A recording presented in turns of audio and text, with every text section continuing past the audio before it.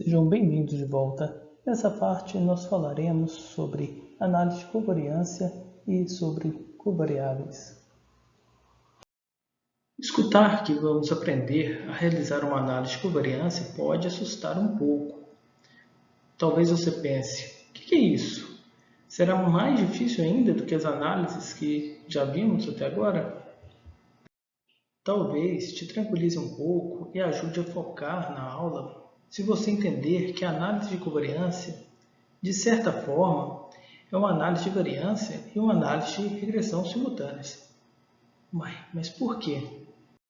É que nessa análise, a nossa variável dependente, que é do tipo quantitativo, como deveria ser numa análise de variância ou numa análise de regressão, será analisado em função de duas variáveis independentes.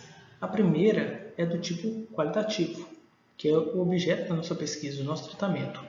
A segunda não é qualitativo, como se fosse um bloco.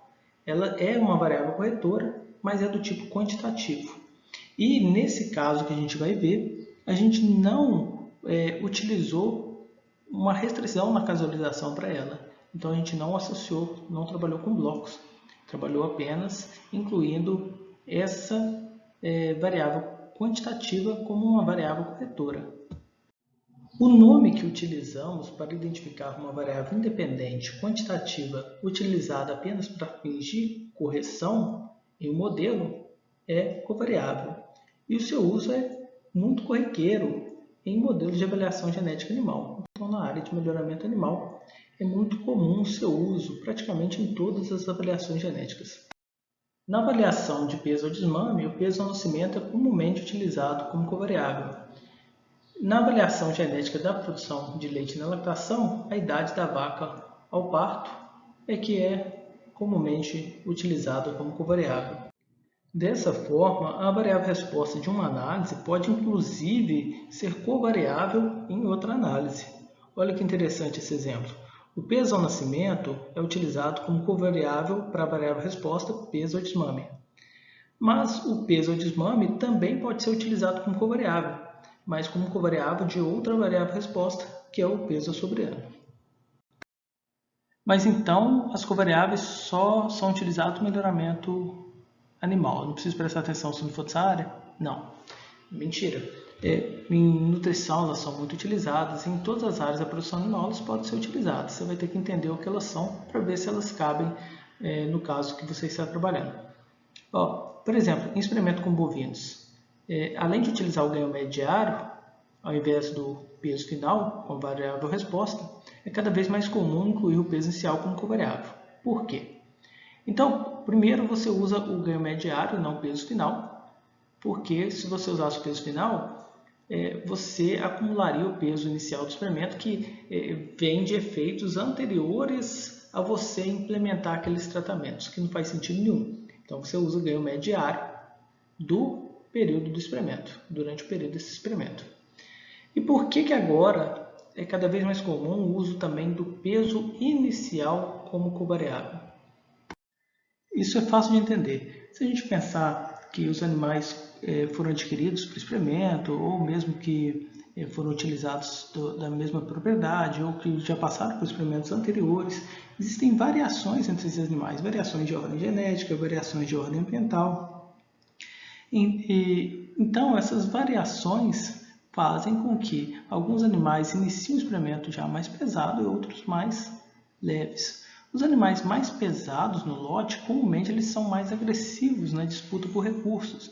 Então, eles comem primeiro, eles bebem água primeiro, eles escolhem o melhor local, se for um ruminante, para ruminar e pastejar. Se for não ruminante, bebe água primeiro, ocupa mais espaço, ocupa mais o comedouro, às vezes é mais agressivo com os outros animais. Se está frio, ele consegue ocupar mais espaço, ficar mais próximo da fonte de aquecimento. Então, os animais que começam mais pesados, eles podem continuar tendo algumas vantagens. Pode não ter e pode ter. Então, é sempre interessante, se você tem essa possibilidade, você testar se a covariável ela vai controlar alguma fonte de variação importante que, se não fosse considerada por conta do acaso, os animais mais pesados, principalmente se você tivesse poucas repetições para o tratamento, animais mais pesados caírem em algum tratamento, e aí você tem um resultado equivocado porque você não considerou um efeito que existia na hora de corrigir o seu modelo, né? Então você ignorou esse efeito que podia existir. Já os animais menores vão ter mais dificuldade em quê? Em pegar o melhor recurso e vão ficar com o resto, né? Em aves é comum você ver os menores serem às vezes até pisoteados quando tem muita disputa, pouco espaço e muita disputa por uma fonte de aquecimento ou algum outro recurso. Então, um bom manejo que consiga controlar melhor a quantidade de animais adequada e mais espaço de comedouros, mais espaço de bebedouros, pode reduzir esse tipo de problemas. Entretanto, sempre é interessante, se você tem a possibilidade, que você teste se o efeito existe ou não. Antigamente, bem antigamente, a gente costumava ouvir histórias na graduação de pesquisadores que achavam mais justo e confiável pesar antes os animais e distribuir nos tratamentos de forma equilibrada. Então, um animal muito leve com outro pesado e um animal mediano com outro mediano. Assim, ele garantiria que nenhum tratamento daria a sorte de receber os animais mais pesados e nenhum daria o azar de receber os mais leves. Isso é muito errado. Se isso ocorresse, o que era o problema? Você está ferindo o princípio da casualização, responsável por validar o resíduo. Ou seja, você possui repetições dentro dos tratamentos, você consegue calcular o resíduo, que é o seu testador, mas ele não é válido. Por quê? Você precisa casualizar para que o resíduo que está dentro do tratamento seja o mesmo resíduo entre tratamentos distintos, porque quando você vê as diferenças entre tratamentos, é os efeitos de tratamentos, mas também tem os efeitos do resíduo. E quando você vê dentro dos tratamentos, só tem o efeito do resíduo. Então, o resíduo do testador tem que ser igual ao resíduo que está junto com os tratamentos. E quando você faz a distribuição não ao acaso, isso não é verdade. Então, você está manipulando e criando um valor residual ali pela sua manipulação e não pelo acaso. Quando você faz pelo acaso, o seu F calculado seria correto. Como você não fez essa bagunça, o seu F está errado. E o nível de significância que você assumiu, levando em consideração essa probabilidade ao acaso ocorrerem diferenças que não existem, ele não é válido, porque ele depende da casualização para aqueles graus de liberdade que você escolheu lá, que você definiu e casualizou. Então, se você vai lá e olha o valor tabelado para comparar com o seu calculado também, não faz sentido algum, porque você vai olhar graus de liberdade, vai buscar um valor que assuma uma probabilidade de você achar diferença, sendo que não existe, mas quando é feita a casualização, e você não fez casualização, então está tudo errado.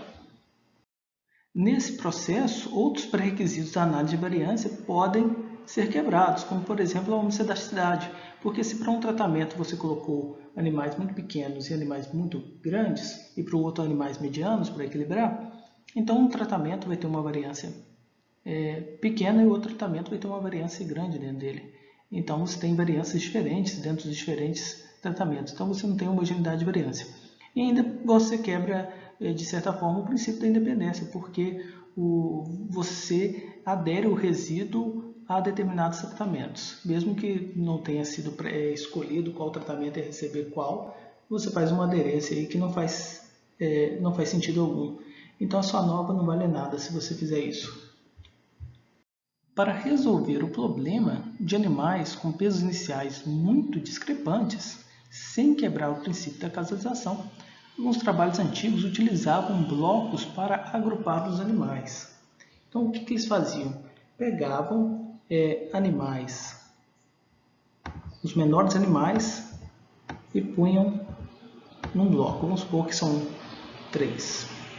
Aí pegavam os intermediários e punham em outro bloco. Vamos supor que são 3 blocos só. E punha, claro que vão ser mais, né? Mas animais. Mas os 3 maiores aqui. Quando você fizesse a casualização, o que ocorreria? você cairia num tratamento, ao acaso cairia um para esse, um para tratamento, um para outro tratamento, outro para outro tratamento. Um para um tratamento, um para outro tratamento, outro para outro tratamento. Um para um tratamento, outro para outro tratamento e outro para outro tratamento. Então, você considerava esses graus de liberdade perdido por bloco no modelo e fazia casalização em blocos. Então, você não quebrava nem o princípio da repetição, nem o princípio da casualização. Então, é uma alternativa. Se não houver heterogeneidade e variância em relação aos pesos incluídos no bloco, também se evita problemas de quebra da pressuposição de homocidasticidade. Por que isso poderia ocorrer? Quando você fez os blocos, existem menos animais muito leves e menos mais pesados. Existem muitos animais medianos. Então vamos supor que a gente tinha aqui um animal com esse peso, outro aqui e outro aqui. E a região mais comum é essa aqui, 1, 2, 3. E aqui, um aqui, outro aqui e um menos comum aqui. Então essa região aqui é a região de maior tendência de encontrar os animais e essas regiões aqui de menor probabilidade da ponta da cauda de distribuição normal. Então quando você pega aqui, olha a distância entre esses três. Agora olha a distância entre esses três animais. Então pode sim ocorrer que nessa separação você acabe gerando problema de heterogeneidade de variância dentro dos blocos, né? Não necessariamente nos tratamentos, mas já é um problema a se considerar na análise. Uma outra possível crítica à utilização dessa ferramenta está relacionada à maior perda de grau de liberdade do resíduo, ao mesmo tempo, simultaneamente, em que somas de quadrados do resíduo são atribuídas artificialmente, né, ao controle local. Então, pode ocorrer distorções aí, de forma que não seja impossível que esses trabalhos tenham um coeficiente de variação muito distinto de outros semelhantes, inclusive com resultados diferentes e às vezes um grande número de trabalhos que sejam concordantes. Atualmente, é muito mais comum trabalhos que utilizem covariáveis ao invés de blocos para corrigir os efeitos iniciais do experimento, sendo possível enumerar algumas vantagens. A primeira, que eu gosto bastante, é a questão dele não impor restrições no processo de casualização. E isso é muito importante, porque um bloco, uma heterogeneidade corrigida e que ela não existia, você não pode remover aquele bloco, porque no processo de casualização você levou em consideração e casualizou dentro dos blocos dos tratamentos. Com a covariável, você pode fazer delineamento inteiramente casualizado e não restringir a casualização em função da covariável. Então, em tese, você não teria problemas caso ela não exista, inclusive é muito feito isso, mais em experimentos observacionais, mas nada impede que, se a covariável que você não usou para restringir a casualização não tem um efeito significativo, que você desconsidere ela, enquanto que o bloco você nunca poderá fazer isso. Outra vantagem é que o bloco, se tiver ali 4 blocos, 5 blocos de peso, você vai estar gastando aí 5 blocos, 4 graus de liberdade com o bloco. Enquanto com covariável, que geralmente é usado efeito apenas linear, você vai gastar 1 grau de liberdade apenas. Se você tiver utilizando efeito quadrático, talvez seja comum no melhoramento para a idade da vaca ao parto, porque vai influenciar a produção de leite, tanto vacas muito novas, ainda não tem toda a sua estrutura de reserva para a produção de leite, e já vacas muito velhas já estão cedendo em aprumo, em ligamentos de Uber. Então tem vários outros motivos, mas geralmente existe um ponto de máximo, aí, um ponto ótimo para a idade da vaca ao parto. Então se usa efeito quadrático. Para a maioria dos efeitos e da parte de nutrição, de produção animal, geralmente se usa efeito apenas linear. Outra vantagem que eu gosto é de não ficar em dúvida se eu não acabei gerando problemas de distorção ou de heterogeneidade de variância quando eu peguei e agrupei animais leves, animais medianos, animais bem mais pesados, se eu não acabei gerando um problema de heterogeneidade de variância Isso vai se refletir tanto nas distribuições de somas de quadrados e eu acabei também junto, né, perdendo mais grau de liberdade para isso.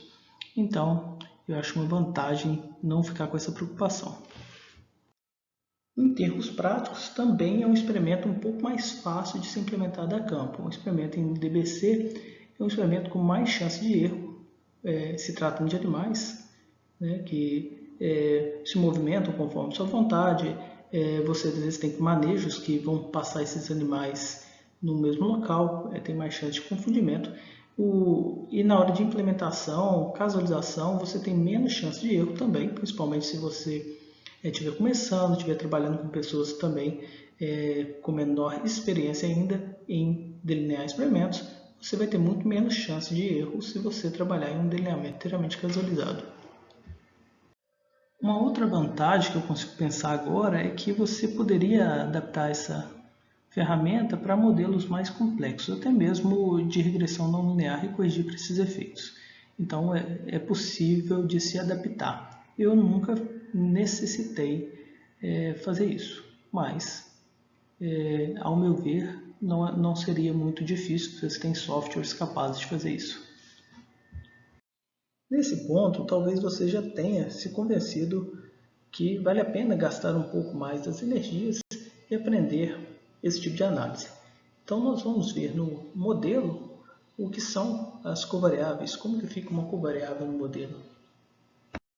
No modelo com covariável, além dos efeitos da média, resíduo e tratamento, que a gente já está cansado de ver, nós acrescentamos também uma parte referente ao efeito da covariável. Então vamos achar que o valor observado está em função da média, do tratamento e mais do erro em J, então associado a Jésima repetição do tratamento I.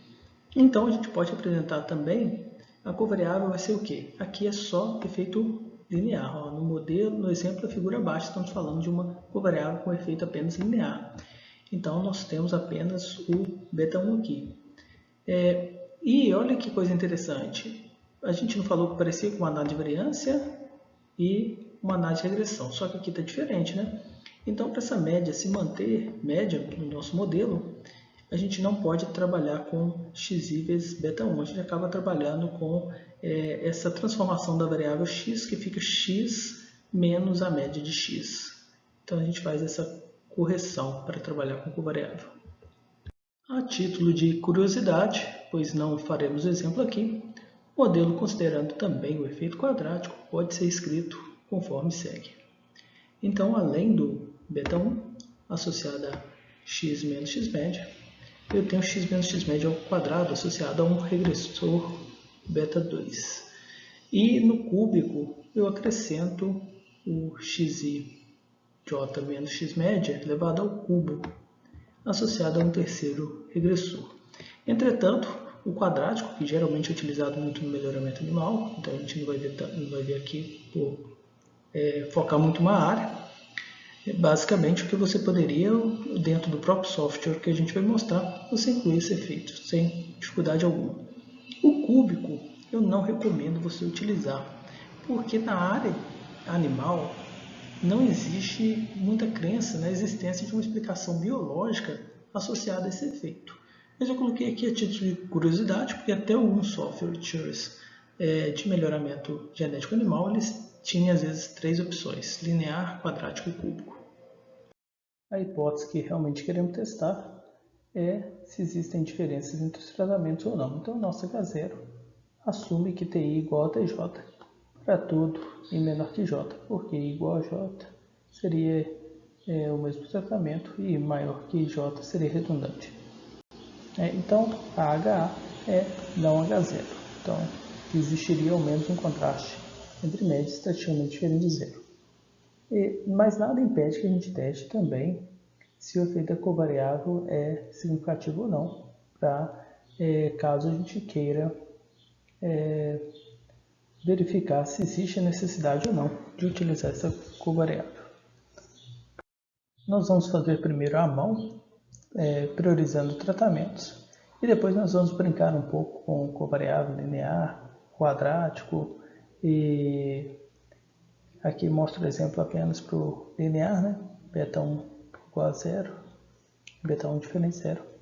Mas nós vamos fazer algumas brincadeiras no SAS para aprender mais como utilizar e incluir efeitos de covariável linear e também quadrático. E também a gente pode brincar um pouco no software de planilhas para fazer isso tudo, porque ele faz muito mais fácil do que a mão.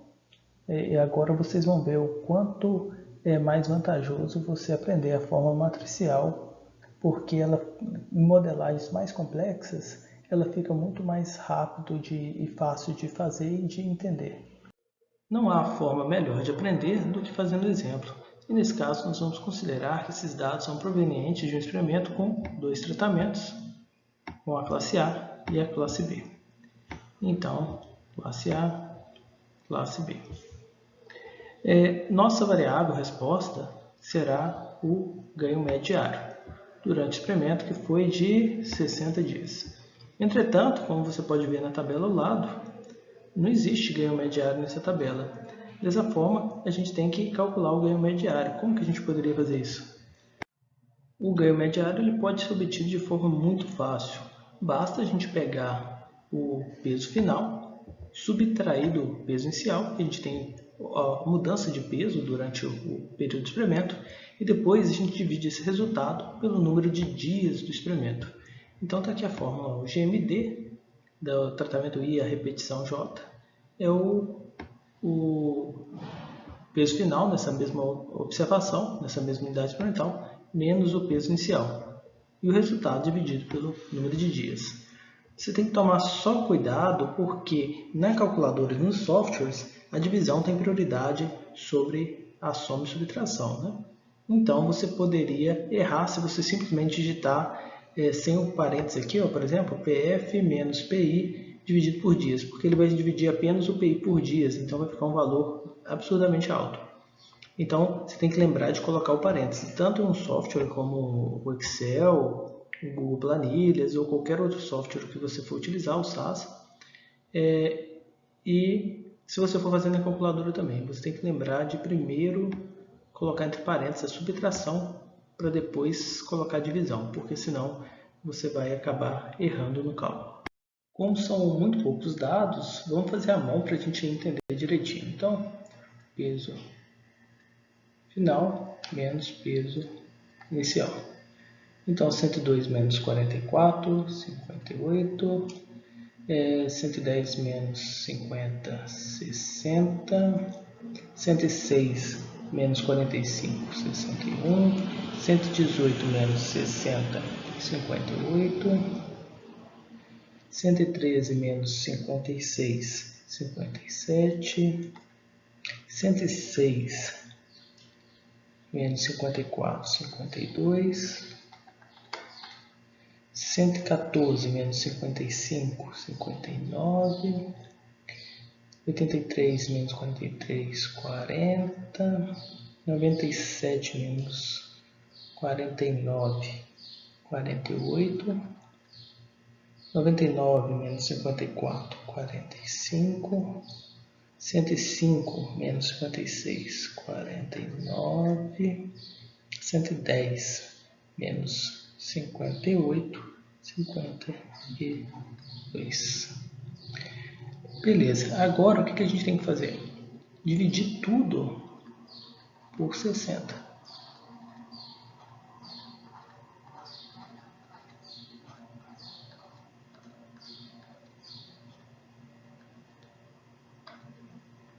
Porque o número de dias foi igual em todos os casos. Nem faria muito sentido se fosse diferente, fosse o número de dias para cada um. Dividido por dias. E aí a gente põe o resultado.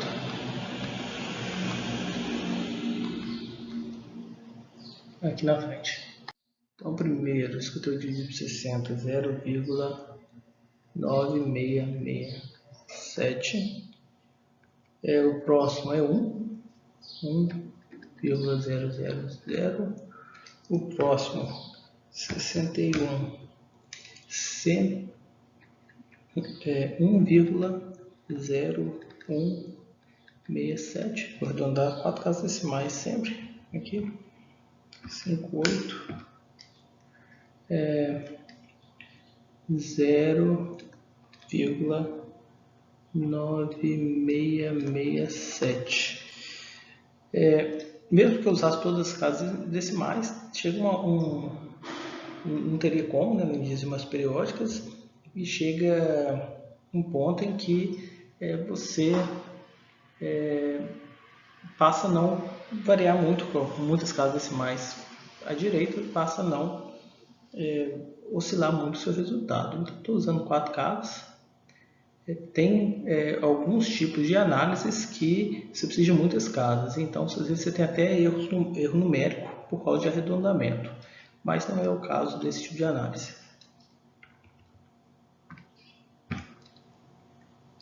0,9500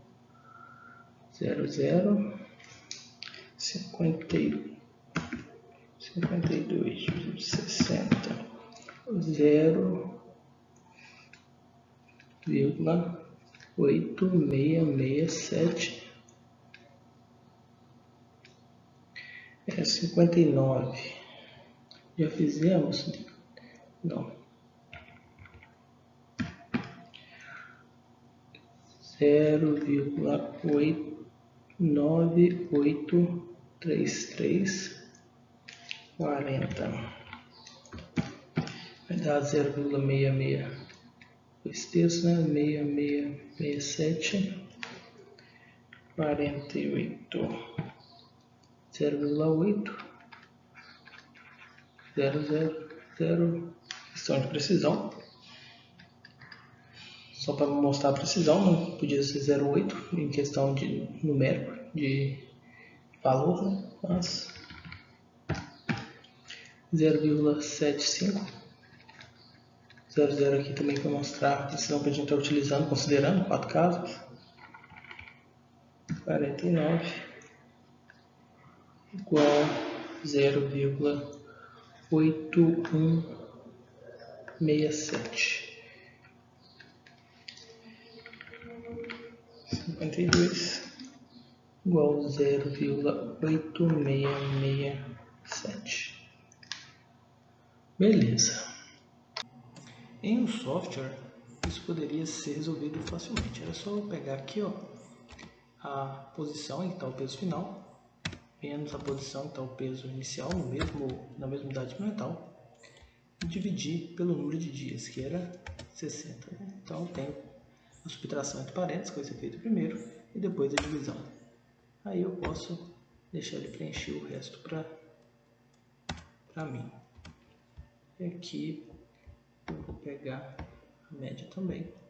Tinham muitas casas decimais, a gente pode pedir ele para deixar só 4 casas para coincidir com outro resultado que a gente obteve. Então temos aí o nosso GMT. Obrigado pela sua participação e até a próxima.